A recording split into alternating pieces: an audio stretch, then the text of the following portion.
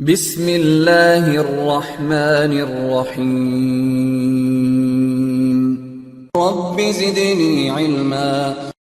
Okay, the first thing we'll try to get into some prerequisite knowledge, like as we'll be moving on with our routing topics like OSPF, ISS, basically the IGP routing protocols. So I expect you to have some prerequisite knowledge of the CCNA stuff, like I expect you to know the connectivity part, like how some of the basic connectivity, and also rules to assign the IP addresses.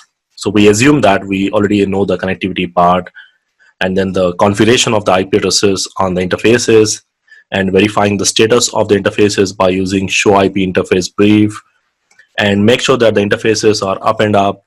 And in case if they are not up, then basically we'll go and troubleshoot that. And also I expect you to know some basic routing stuff, like what is routing. So basically routing is a method of sending a packet from one network to another network. So whenever you are trying to send a packet from 1.1 to 2.1, so basically different network, the packet goes to the router, and the router checks the routing table and forward it to the next router. So we need to configure some routing concepts. So that's what we have seen in the generally in the basic routings, what you have learned in the CCNA. And also to some extent, I expect you to know the static and default routing configurations. And of course, we may not use static and default routings in our IGP topics mostly.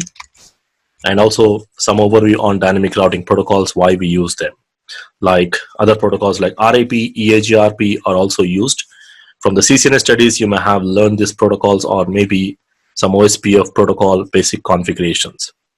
Anyway, here we'll be getting into some basics like OSPF or ISS protocols, what we are going to cover. We'll start with the basic foundations, but at least some background knowledge on the dynamic routing protocols is something preferable here.